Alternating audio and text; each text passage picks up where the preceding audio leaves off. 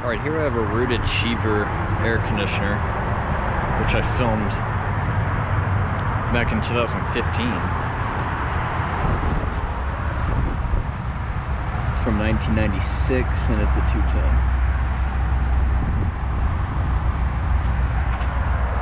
And the funny thing is, there were 3 Goodmans here, but they all got replaced with Yorks. So the Ruud outlasted the 3 Goodmans. Here's an old carrier unit that I filmed back in 2015 as well. It's got a Tecumseh and it's a heat pump. It's not running right now, unfortunately, and it doesn't appear to have been either. It's from 1995 and is a 1.5 ton.